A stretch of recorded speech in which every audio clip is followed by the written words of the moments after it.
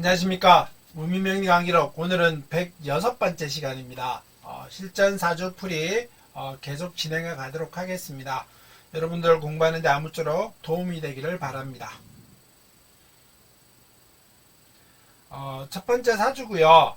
무인년, 을묘월, 개해일, 경신일에 태어난 경신시에 태어난 여자 사주입니다. 곤명 사주지요. 그래서 무인년생 같은 경우는 몇 살일까요? 이거 98년생입니다. 98년생이고요. 98년생이 뭐 24살 뭐 이렇게 얘기할 수 있겠죠? 그래서 24살 여자분 사주고요. 틀이 아주 괜찮습니다. 뭐 우리가 이제 흔히 말하는 사주에서는 재와 그 다음에 관과 인 때로는 식, 뭐 재관인식 이걸 크게 따지지요. 비견의 급제들 따지긴 합니다만은 그래서 먹고 살자고 하는 그 다음에 뭐 관직이라든가 명예라든가 직업을 나타내는 관의 의미, 그 다음에 어떤 내가 가지고 있는 두뇌 우수한 어떤 학습 때로는 어른 이런 어떤 윗사람과의 관계 같은 걸 나타내는 거는 인에 대한 의미, 그 다음에 식에 대한 의미는 아랫사람 내가 어떤 먹을 복이라든가 이런 의미의 뜻을 살펴보기도 합니다. 그래서 이게 사주에 잘 구성이 되어 있으면은 삶이 뭐 좋거나 나쁘나 단순하게 말하기는 어렵습니다만은 나름 편안하게 갈 것이다. 때로는 재관식을 갖추고 있는 사주는 운까지 받쳐주면은 크게 올라가고요. 그렇지 않으면은 뭐 나는 무난하게 운이 받쳐주지 못하면은 좀 무난하게는 살아간다. 뭐 이렇게 두리뭉실하게 얘기할 수는 있습니다. 근데 이 사주를 보면은 무인년생, 그 다음에 을묘일, 개해일, 그 다음에 경신시에 태어난 여자 사주인데 이걸 사주적으로 분석을 해보면은 개해일주는 언제가 좋다 그랬나요? 절기는 가을과 봄이 좋다고 했었습니다. 겨울에는 개해일주는 약해서 안 된다라고 했었고, 그 다음에 여름 같은 경우는 너무 약한 물로 인해서 절기를 잘못하게 되면은 내가 말라버린다 이런 얘기까지 했었습니다. 그래서 개해일주 같은 경우는 가을과 봄이 좋은데 절기는 봄에 태어났죠. 이거는 이제 격으로 따지면은 식신격의 기세를 뚜렷하게 가지고 있습니다. 식신격의 기세죠. 그래서 개수는 봄에 태어나고 천간에 좋은 것이는 뭐가 있습니까? 라고 하면은 간목, 신금, 기토, 때로는 뭐라 그래야 될까요? 병화 이런 것들이 괜찮다라고 얘기할 수 있겠죠. 그래서 개수는 일단 신금이라고 하는 것을 경금이라고 하는 것을 시의 기둥으로 가지고 있습니다. 그런데 이 사주는 격으로 따지면 식신격이긴 하지만은 신약간 사주다라고 보이지요. 그래서 신약간 사주의 특징, 그 다음에 금과 수의 운을 찾는 겁니다. 운에서 금수운을 찾아야 된다. 그래서 찾다가 보니 수와 때로는 금과 수와 금과 이런 의미를 가지고 살아가지요. 그러다 보니 운은 아주 뭐 초년부터 잘 받쳐주고 있다. 뭐 이렇게 얘기할 수 있겠습니다. 여기 또 뭐 축이라고 하는 것도 크게 말하자면은 뭐 해와 축이라고 하는 거는 자의 기지까지 가지게 되면은 해자축의 수구까지 흘러오고 있다 보니 초년부터는 나름의 괜찮게 흘러가는 운이다라고 얘기를 합니다. 개수가 기토가 좋다라고 했었습니다만은 개수라고 하는 것도 무토라고 하는 것도 좋을 수도 있습니다. 때로는 좋다라고까지 얘기 한번 했었죠. 그래서 개수가 무토를 가지고 있습니다. 그래서 관을 일찍부터 내가 취하게 되고요. 그 관과 합하고 있다라고 얘기를 하게 됩니다. 근데 이 개수일주 같은 경우는 관을 합하고 있는데 천간에 인수까지 두고 있고요. 또 개라고 하는 거는 묘를 가지고 있으면은 이게 문창학당 기질입니다. 공부에 인연이 있다는 뜻을 나타내지요. 그래서 개수가 문창학당의 기질까지 가지고 있고 인수를 기둥으로 가지고 있다가 보니 근데 관까지 가지고 있습니다. 그러면은 이 사주는 단순하게 설명을 하자면은 공부와는 분명히 인연을 가지고 있는 겁니다. 근데 공부와 인연을 가지고 있는데 거기다가 덧붙여서 운에서까지 받쳐주고 있습니다. 그러다가 보니까 이 사주는 공부로 인해서 초년에 빠른 성취가 있었을 것이다. 뭐 단순하게 설명하자면은 학교 다니면서 공부를 잘했을 것이고 내가 100점 받았는데 101점짜리의 역할 같은 걸 할 수 있다는 뜻의 의미의 설명이기도 하겠지요. 그래서 이 개수일주의 여자 사주한테는 관과 그 다음에 인이라고 하는 거 공부의 능력을 가지고 있기 때문에 또 이게 무가라고 해서 화라고 하는 기질도 있고요. 또 여자분이 너무 아직 나이가 어리기 때문에 돈의 인연은 뭐 그렇게 크게 눈에 띈다라고 말하지는 않습니다만은 공부와 관련해서는 분명히 인연이 있고, 그 다음에 관이라고 하는 거는 합격이라고 하는 의미라고 했었죠. 그래서 감투 쓴다라고 하는 직업이라고 하는, 내가 원서를 냈는데 그 원서 낸 후에 거기에서 성취하는 것들을 말을 한다라고 말씀드렸습니다. 근데 이 사주는 실제로도 그렇습니다. 그래서 이 사주는 이 여자분한테 실제로 제가 물어봤습니다.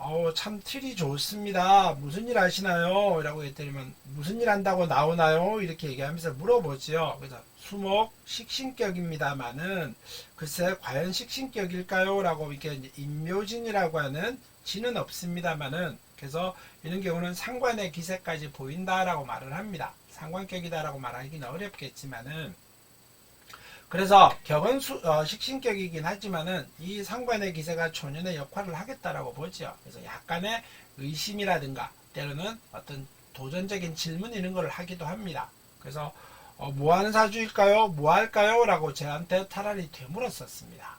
그래서 제가 얘기를 했었죠. 그냥 생긴 대로 모양 그대로, 이 사주는 제일 먼저는 아직 나이도 어리니까 결혼의 문제는 아직 아니겠지만은 기본적으로는 공부와 인연을 뚜렷하게 쌓아가고 있는 사주고요. 인의 기질, 이것 때문에 그렇죠. 그래서 인의 기질과 공부의 기질을 쌓아가고 있는 사주고, 운에서도 받쳐주고 가고 있기 때문에 공부는 분명히 잘했을 것이고요. 학교도 분명히 좋은 데 들어갔을 겁니다. 때로는 24살이다 보니 학교를 졸업했을 나이도 됐죠. 그래서 좋은 직장도 가졌을 것이다 라고 얘기했었습니다. 그랬더니만 아가씨가 고개를 끄덕끄덕 거리시면서 자기는 뭐 외국에서 공부를 하고 왔다. 그래서 아주 지금도 나이에 비해서는 직장도 괜찮고, 그 다음에 연봉도 세고, 외국인 회사에 근무하지만은 좋은 직장에 근무한다 라고 얘기를 했었습니다. 실제로 그렇게 생긴 사주지요. 그래서 공부로 풀어먹는 게 제일 좋고요. 이 사주는 불비한 게 뭘까요? 재라고 하는 게, 돈이라고 하는 게 팔자에는 사주에는 뚜렷하게 나타나 있지는 않습니다. 근데 사주에 재가 없다고 해서 돈이 없느냐, 그거와는 설명이 다르다라고 늘상 말씀드렸죠. 그래서 사주에 돈은 없습니다만은 관으로 인해서 재를 생하게 만들면 됩니다. 관으로서 재를 끌어오게 하면 된다는 뜻이죠. 식신의 기질이 뚜렷하게 있으니까 식신이 재를 생해주고, 재가 관을 불러일으켜서 관을 성장시키면 됩니다. 요 상관이라고 하는 기세가 조금 어려움이 있기는 합니다만은, 그래도 인묘진이라고 하는 거, 때로는 해묘, 인해합이라고 하는 이런 기질 때문에 아마 여자분이 아주 뭐라 그래야 될까, 좀 관도 묶여있는 상태, 상관도 이렇게 묶여있기 때문에 어떤 형태로든 간에 함부로 행동하지는 않을 거라고 봅니다. 그래서 조직 생활을 계속 하시라라고 말씀드렸었고요.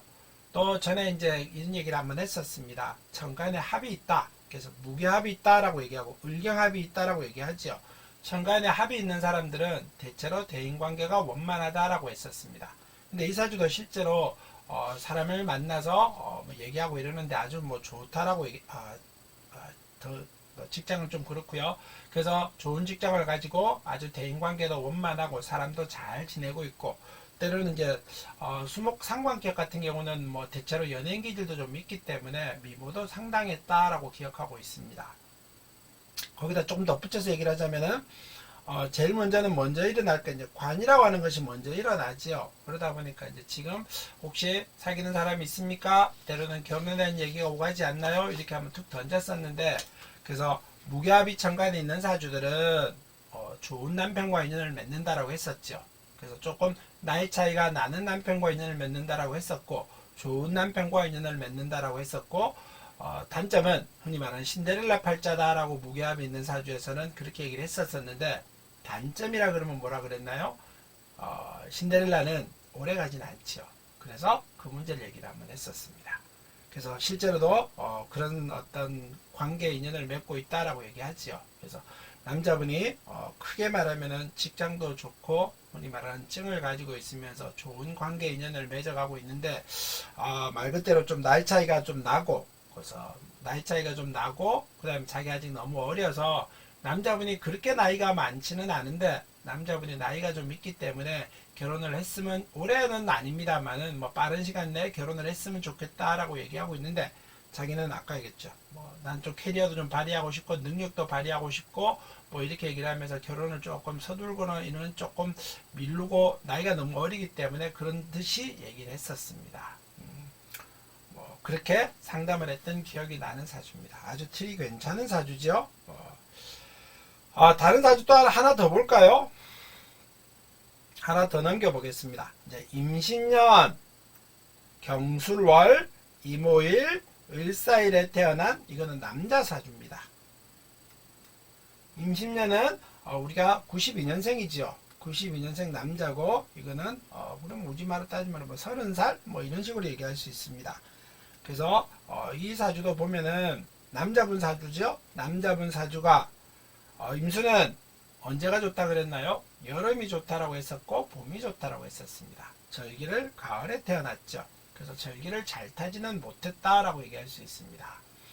또 임수는 천간에는 간병, 무경 이렇게 하는 임을 뺀 천간의 기질을 4개를 다, 양의 기질을 다 가지면 좋다라고 했었습니다. 근데 임은 뭐 어쩔 수 없더라도 경을 하나 가지고 있지요. 그래서 이 사주는 뭐 초년, 중년 발달할 것이다. 조금 더 덧붙이면은 여기에서 인이라고 하는 신약간 사주입니다. 그래서 신강신약을 따져놓고 보니 금수의 기세가 약하게 있지요. 그러면 운에서 금수를 찾아보는 겁니다. 그래서 금과 수 이런 기질로 따지면은 사주의 기질은 운은 잘 타고 있습니다 라고 얘기할 수 있습니다. 이미 2개나 떠 있기 때문에 공부는 잘했을, 머리는 좋을 것이다 라고 얘기하고요. 인수를 기둥으로 가지고 있기 때문에 이런 신약하긴 하지만은, 편인이긴 하지만은 나름의 어떤 기질도, 머리가 좋은 기질도 써먹었을 것이라고 보고, 관을 가지고 있습니다. 남자는 제일 중요한 게 관이지요. 그래서 관을 월지에 가지고 있기 때문에 좋은 직업을 가질 확률이 높죠. 근데 오술이 합하고, 그 다음에 사오 합하고, 신유 합합니다. 그러니까 지지가 매우 합하지요. 뭐 사와 신은 너무 거리가 있기 때문에 조금 뭐 합이라고 표현하기 좀 어렵겠고요. 오술이라고 하는 합, 사오라고 하는 합, 임수가 월지에 일지에 오를 가지면은 재를 가지고 있기 때문에 배우자 인연을 말을 하기도 하고 정도 많기도 하고, 남자가 지지에 관을 재와 합하고 있기 때문에 씁니다. 그래서 이런 경우는 남자분은 보통 아무래도 이게 금전과 돈과 관련된 분야에 근무하는 직업을 가지지 않았었을까, 이렇게 추론하기에 가장 쉽습니다. 그래서 이 사주는 실제로 보면은 그런 분야에서 일을 하고 있다고 합니다. 누구나 다 인정해주는 자격증을 가지고 있으면서 그 자격증으로 인해서 업을 유지하고 있는 사람이다 라고 얘기하죠. 그래서 상관과 정인의 기세, 상관과 정인은 아닙니다만 어울림, 그 다음에 재를 유지하고 있기 때문에 이제 단지 신약한 사주에서 재가 좀 많다라고 얘기할 수 있습니다. 신약한 사주에 재가 많다고 보면은 흔히 말하는 재단 신약의 의미가 숨어 있겠죠.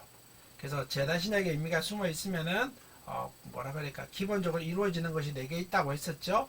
그 다음에 제일 먼저 돈, 그 다음에 배우자, 건강, 그 다음에 아버지, 이런 의미의 설명을 했었습니다.